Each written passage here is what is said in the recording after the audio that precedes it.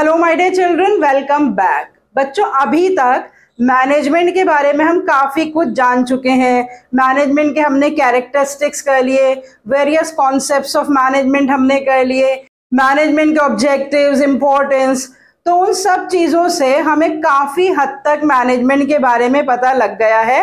आज हम करने वाले हैं मैनेजमेंट का नेचर क्या होता है, कि क्या मैनेजमेंट एक कला है, क्या मैनेजमेंट विज्ञान को कहते हैं, साइंस को कहते हैं, या क्या मैनेजमेंट एक पेशा है, इज इट अ प्रोफेशन। तो आज हम नेचर ऑफ मैनेजमेंट के बारे में जानेंगे।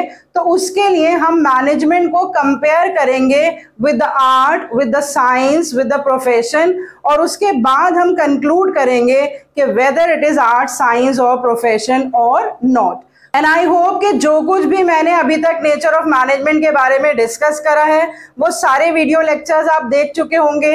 अगर आपने नहीं देखे तो पहले उन्हें देख लीजिए, उसके बाद आज का लेक्चर समझना आपके लिए बहुत आसान हो जाएगा। और हाँ, अगर आप मेरे चैनल पे नए हैं तो प्लीज़ मेरे चैनल को सब्सक्राइब भी कर लीजिए। हमेशा ही मैं आपसे रिक्वेस्ट करती हूँ ताकि आपसे कोई भी नोटिफिकेशन मिस ना हो और सारी डिटेल एक्सप्लेनेशंस आपके पास पहुँचती रहें, और मुझे भी मोटिवेशन मिले कि जो कुछ भी वीडियो लेक्चर्स मैं आपके लिए बना रही हूँ वो आपके लिए हेल्पफुल हैं और आपको ज़रूर और ज़रूर मदद देंगे in your annual examination and in your competitive exams. So please subscribe, and now let's connect to commerce and let's learn about the nature of management in detail.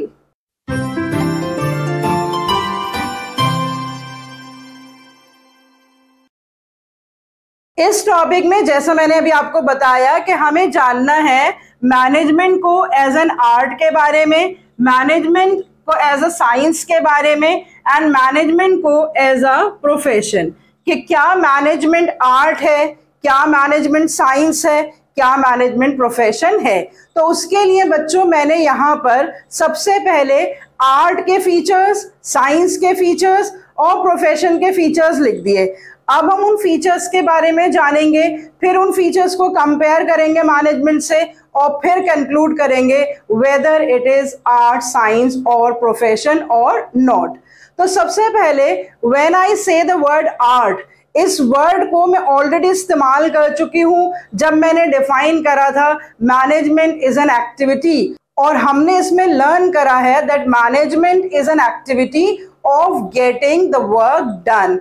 और किसी से भी काम लेना एक कला से कम नहीं होता। इसीलिए मैनेजमेंट को हम कैसे डिफाइन करते हैं, that it is the activity or it is the art of getting the work done. अब किसी भी आर्ट के क्या क्या फीचर्स होते हैं, पहले तो आपको अच्छी तरह से पता है एक्चुअली कि हम आर्ट किसे कहते हैं। वेरियस आर्ट फॉर्म्स के examples you already know. Writing is an art, speaking is an art, dancing is an art, singing is an art, acting is an art, teaching is an art. इतनी सारी art forms हैं, और उन सारी art forms को अगर आप imagine करें तो उन सारी आर्ट फॉर्म्स में ये 3 कॉमन फीचर्स होते हैं। Existence of the theoretical knowledge, her art की कोई ना कोई बेसिक थ्योरेटिकल नॉलेज होती है जो एग्जिस्ट करती है। नंबर 2, पर्सनलाइज्ड एप्लीकेशन, हर आर्टिस्ट उस नॉलेज को अपनी पर्सनल एबिलिटी और स्किल के हिसाब से इस्तेमाल करता है। Number 3, based on practice and creativity, कि हर एक आर्टिस्ट जो है वो बहुत क्रिएटिव होता है, वो अपने आर्ट फॉर्म में कुछ ना कुछ नया इंट्रोड्यूस करता रहता है, और जो उसकी आर्टिस्टिक स्किल्स हैं वो टाइम के साथ साथ इम्प्रूव होती रहती हैं, प्रैक्टिस के साथ साथ इम्प्रूव होती रहती हैं। तो बस अब हम ये देख लेते हैं कि ये सारे फीचर्स जो हैं वो मैनेजमेंट में प्रेजेंट है या नहीं है। कंपैरिजन देख लेते हैं। सबसे पहले मैंने लिखा कि हर एक आर्ट फॉर्म जो है उसके लिए लिटरेचर अवेलेबल है। जैसे म्यूजिक का लिटरेचर है, जैसे डांसिंग के लिए लिटरेचर अवेलेबल है, उसके स्टेप्स हैं, म्यूजिक की धुन है। राइटिंग स्किल्स के लिए, एक्टिंग के लिए लिटरेचर अवेलेबल है। तो हर एक आर्ट फॉर्म का जो एक्सपीरियंस्ड आर्टिस्ट है उनके हिसाब से, उनकी पर्सनल ऑब्जर्वेशंस के हिसाब से, उनके एक्सपीरियंस के हिसाब से बहुत सारा लिटरेचर हर एक आर्ट फॉर्म में अवेलेबल है। तो उसी तरह से every manager practices the art of management for managing the enterprise and for conducting the day-to-day operations of the business। तो किसी भी ऑर्गेनाइजेशन का जो मैनेजमेंट होता है वो भी उस पर्टिकुलर मैनेजरियल नॉलेज जो ऑलरेडी एग्जिस्ट करती है इन द फील्ड ऑफ मैनेजमेंट, उस नॉलेज का इस्तेमाल करता है मैनेजमेंट करने के लिए, और डे टू डे ऑपरेशंस, जो डे टू डे एक्टिविटीज होती हैं बिजनेस की, उनको परफॉर्म करने के लिए हर एक मैनेजर जो है उस मैनेजमेंट के लिटरेचर को इस्तेमाल करता है। अभी जो हम सब पढ़ रहे हैं वो भी एक लिटरेचर ही है अबाउट द मैनेजमेंट। इसके अलावा मैंने आपको बताया था कि पूरी फर्स्ट बुक में हम मैनेजमेंट के फंक्शंस के बारे में पढ़ेंगे, प्लानिंग से लेके कंट्रोलिंग तक। फिर उसके बाद सेकेंड बुक में हम स्पेशलाइज्ड मैनेजमेंट्स पढ़ेंगे, management of marketing, management of finance. उसके बाद ग्रेजुएशन और पोस्ट ग्रेजुएशन लेवल पे आप स्पेसिफिक मैनेजमेंट के बारे में और कुछ हायर स्टडीज जो हैं वो एक्वायर करेंगे from the various colleges and universities. तो इसका मतलब कि मैनेजमेंट के ऊपर भी इनफ लिटरेचर अवेलेबल है, जैसे आर्ट का लिटरेचर अवेलेबल है, उसी तरह से मैनेजमेंट के बारे में भी हम ये कह सकते हैं कि there is an existence of a large amount of theoretical base available in the field of management. तो जो पहला फीचर ऑफ आर्ट है वो बिल्कुल मैनेजमेंट का भी यही फीचर है और वो दोनों बिल्कुल सेम है। दूसरा फीचर देखते हैं personalised application. Just as the performance of the two artists is never the same. क्या आपने कभी देखा है कि जो दो डांसर्स हैं वो बिल्कुल एक जैसा डांस परफॉर्म कर रहे हैं, दो सिंगर्स हैं, उनकी आवाज और टोन, और दो म्यूजिशियंस हैं, उनका म्यूजिक बिल्कुल सेम है? ऐसा बिल्कुल भी नहीं होता है। जितने भी आर्टिस्ट होते हैं उनकी परफॉर्मेंस कभी भी सेम नहीं होती है। The styles of managers also differ due to the use of the knowledge in the personalized manner.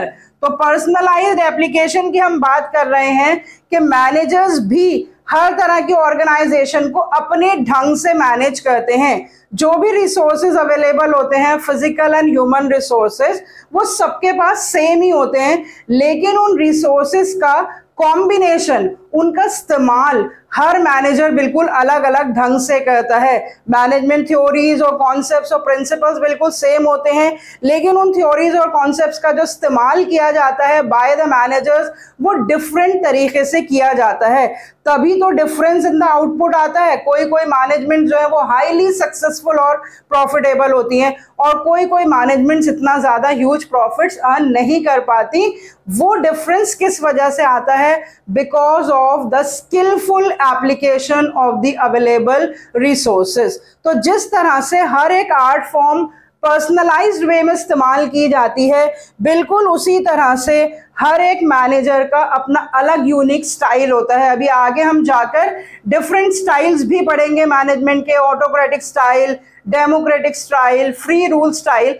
तो ये हम देखेंगे कि मैनेजर्स के स्टाइल में डिफरेंस किस वजह से आता है, उनकी पर्सनल स्किल्स की वजह से आता है। वो अलग अलग तरह से रिसोर्सेज का कॉम्बिनेशन बनाते हैं, उसका इस्तेमाल अलग अलग तरीके से करते हैं, जिसकी वजह से जो परफॉर्मेंस है वो डिफर कर जाती है। तो बिल्कुल जैसे दो आर्टिस्ट की परफॉर्मेंस कभी सेम नहीं होती है, इसी तरह से दो मैनेजर्स की जो परफॉर्मेंस है वो कभी सेम नहीं होती है, because of personalised application. Come to the third feature, that is based on practice and creativity. हर एक आर्टिस्ट जो है वो लगातार जब प्रैक्टिस करता है ना तो उसकी आर्ट फॉर्म इंक्रीज होती जाती है। आप इमेजिन कर लीजिए, आपका कोई फेवरेट आर्टिस्ट भी होगा ना, कोई एक्टर या एक्ट्रेसेस, उसकी आपने 10 साल 15 साल पहले कोई मूवी देखी होगी, आप उसमें उसकी परफॉर्मेंस देखिए और आज प्रेजेंट डेट में उसकी परफॉर्मेंस देखिए तो आपको जमीन और आसमान का फर्क दिखाई दे जाएगा।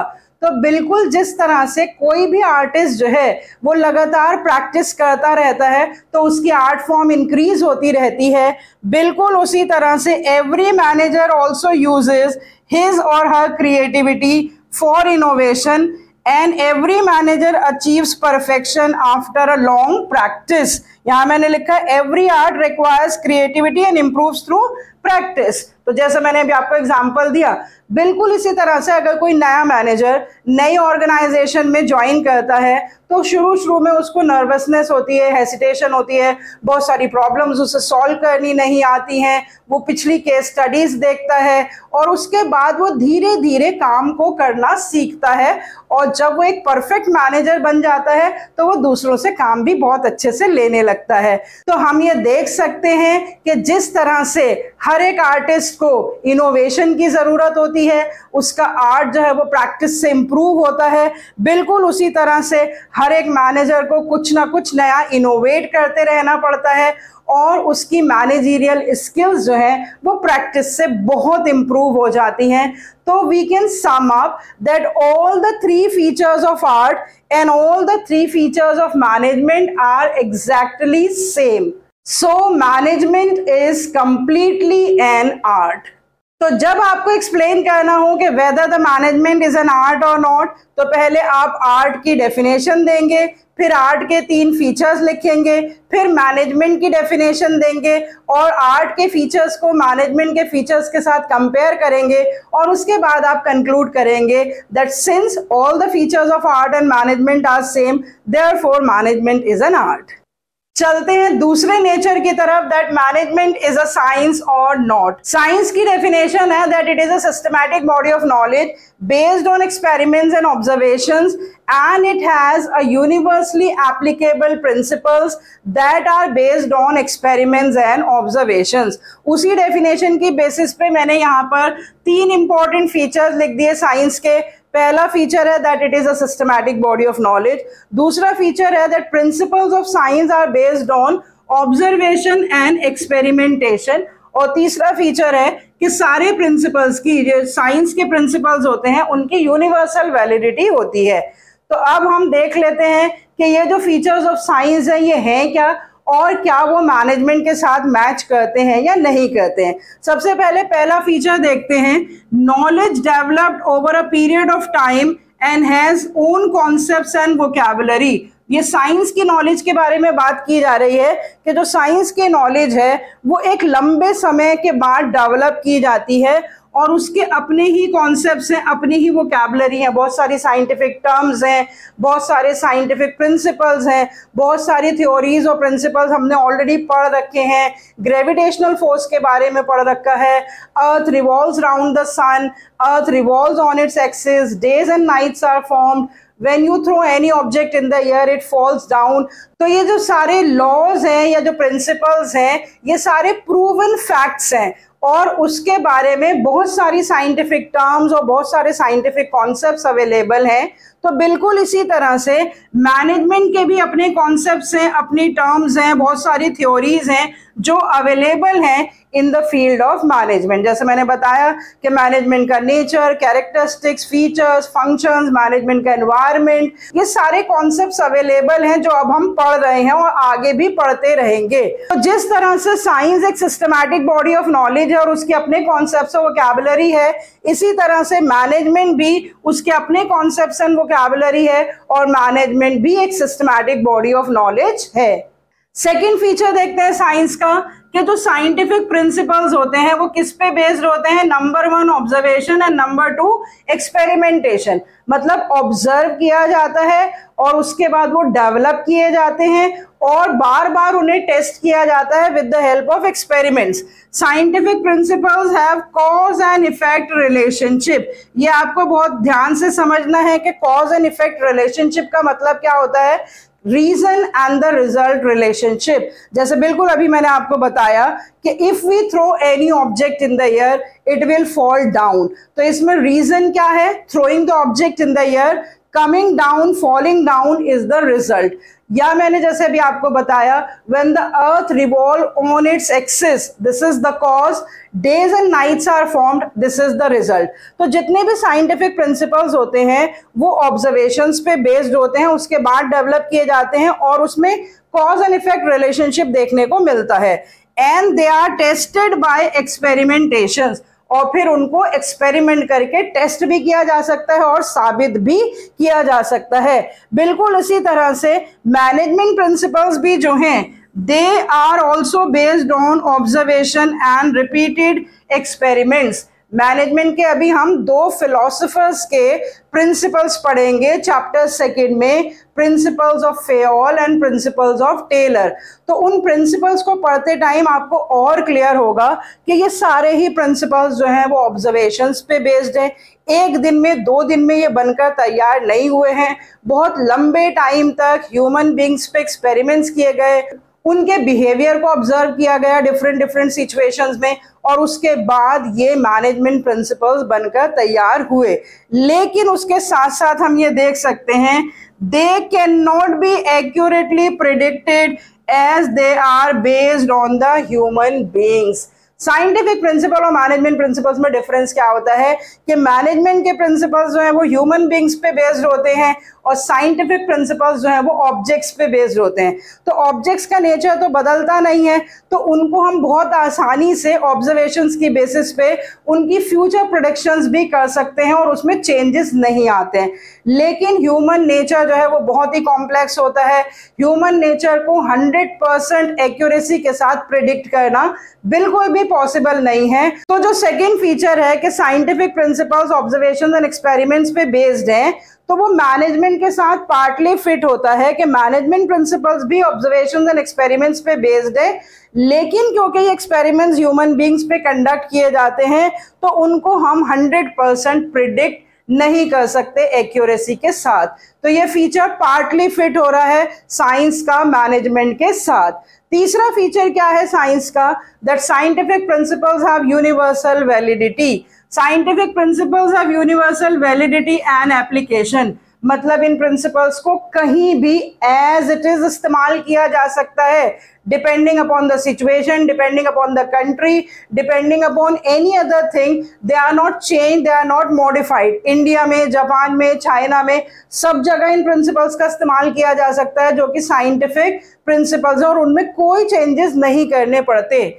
But the application and use of principles of management require modifications, changes चाहिए होती हैं उसमें as per the changing situations। जब अभी हम फीचर्स करेंगे मैनेजमेंट प्रिंसिपल्स के, तो उसमें फीचर्स हैं, फ्लेक्सिबिलिटी का फीचर है, कॉन्टिंजेंसी का फीचर है, जिसमें हम अभी ये समझेंगे कि किस तरह से सिचुएशंस के हिसाब से मैनेजमेंट के प्रिंसिपल्स को चेंज किया जाता है और किसी एक पर्टिकुलर सिचुएशन में हम मैनेजमेंट के प्रिंसिपल को यूज कर सकते हैं, कहीं पर यूज नहीं भी कर सकते क्योंकि cultural background, religious background, economic background, ये जगह जगह जो है वो डिफर होता रहता है। जो आज प्रेजेंट सिचुएशन है, अगले साल अगर वो सिचुएशन नहीं होगी तो हो सकता है कि मैनेजमेंट प्रिंसिपल के इस्तेमाल में दिक्कत आए या उसको इस्तेमाल किया जाए तो कुछ चेंज करके इस्तेमाल किया जाए। So management principles are not as exact as the principles of pure science. तो मैनेजमेंट प्रिंसिपल्स जो हैं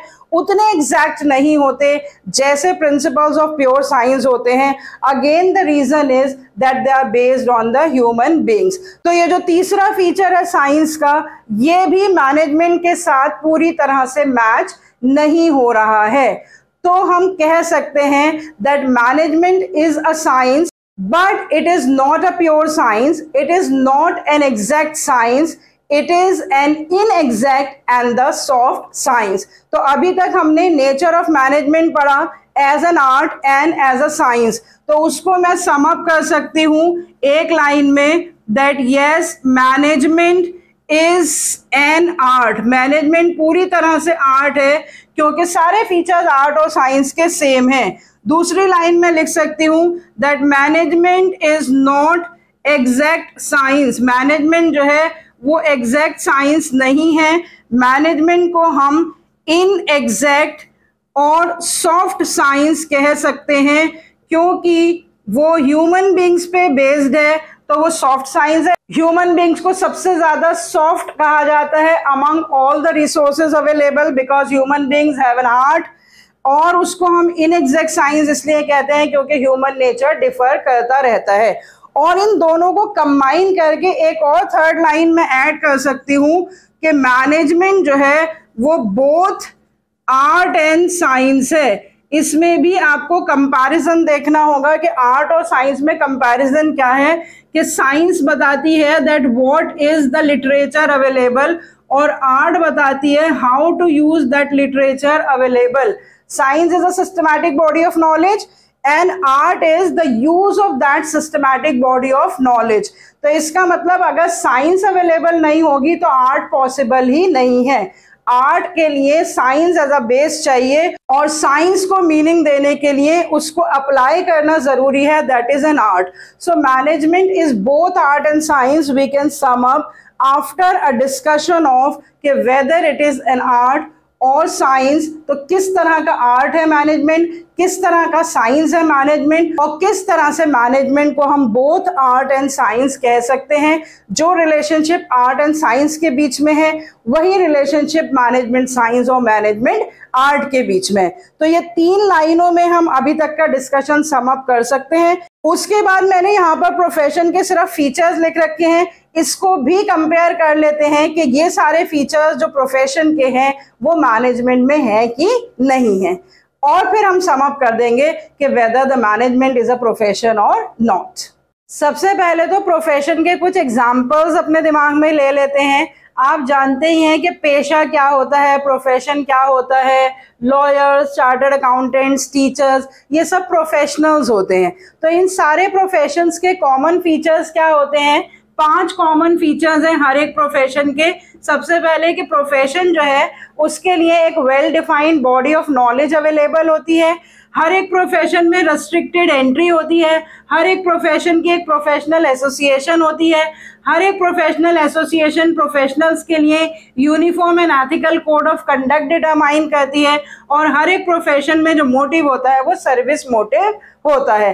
अब इन सारे प्रोफेशनल फीचर्स को हम एक्सप्लेन कर लेते हैं और उसको कंपेयर कर लेते हैं मैनेजमेंट के साथ। सबसे पहले देखिए नंबर 1 में मैंने लिखा है all professions are based on well defined body of knowledge. सारे प्रोफेशंस जो हैं वो बॉडी ऑफ नॉलेज पे बेस्ड होते हैं। जैसे मैंने यहाँ पर नाम लिख दिए, lawyers, chartered accountant, teachers. Teachers के लिए एक डिग्री होती है, एक बॉडी ऑफ नॉलेज होती है जो उन्हें एक्वायर करनी पड़ती है।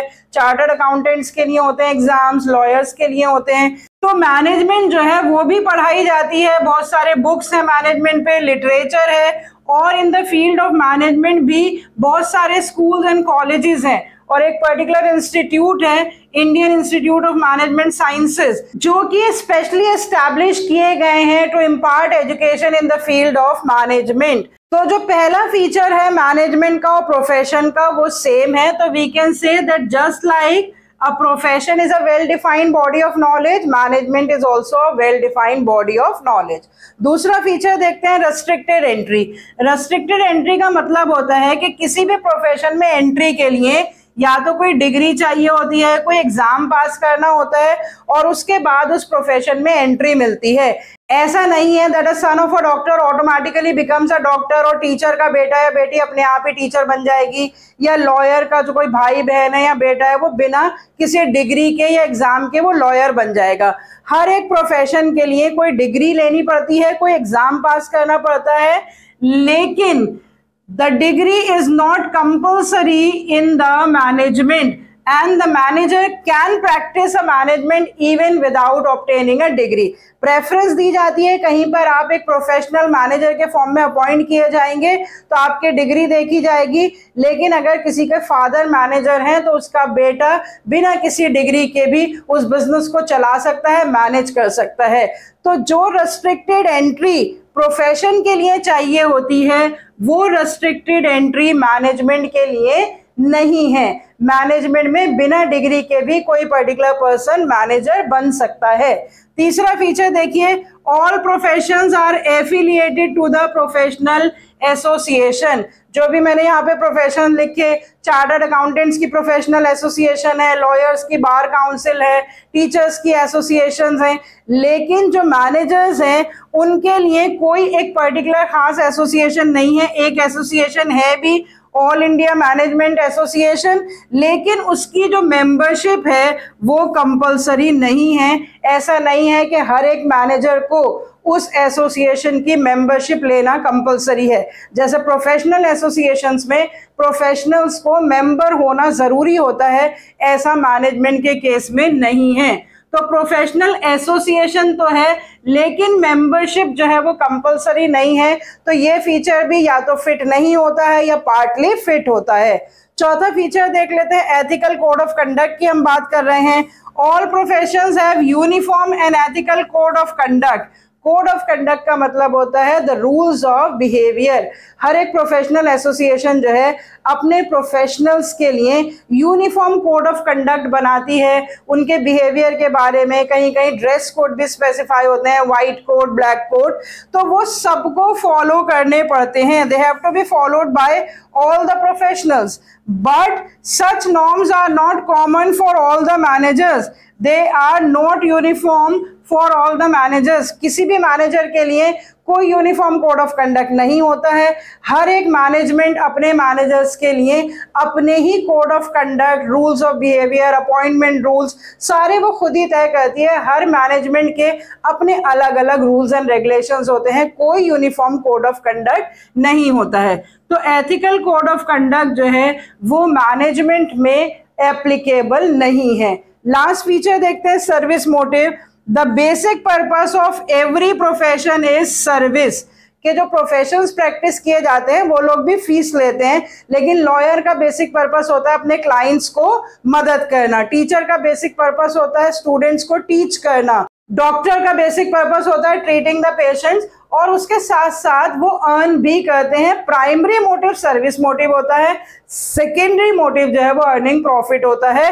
लेकिन जो बेसिक पर्पस होता है हर एक मैनेजर का, उसमें प्राइमरी पर्पस जो है वो प्रॉफिट मोटिव होता है और सेकेंडरी पर्पस जो है वो सर्विस टू द सोसाइटी होता है। तो इसका मतलब कि हर मैनेजमेंट का जो सर्विस मोटिव है वो प्राइमरी मोटिव नहीं होता है।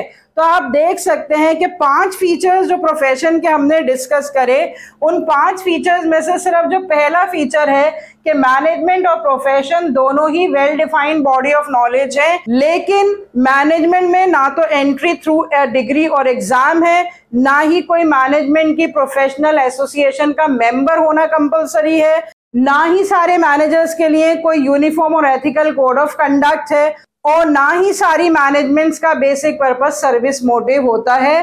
तो अब हम इसको कैसे सम अप कर सकते हैं? पहली लाइन में हम सम अप कर सकते हैं कि management is not a full fleshed profession, वो डेवलपिंग प्रोफेशन है, ये हम सम अप कर सकते हैं। और एक और लाइन में सम अप कर सकते हैं, it is in the stage of infancy of a profession. जैसे छोटा बच्चा होता है ना, और वो आगे जाके एडल्ट होगा, बड़ा होगा, बिल्कुल इसी तरह से प्रोफेशनलाइजेशन तो हो रहा है इन द फील्ड ऑफ मैनेजमेंट, लेकिन वो प्रोफेशन का एक बच्चे की स्टेज में माना जाएगा। It is not a full fleshed profession. So now I can sum up the nature of management in 4 lines. Number 1, that management is exactly an art. Number 2, that management is soft and inexact science. It is not a pure science. Number 3, that management is both art and science. And number 4, that management is not a full-fledged profession. It is a developing profession. So with this, I end up the topic nature of management. See you next time with another topic related to management from chapter 1. Till then, goodbye, stay healthy and connected.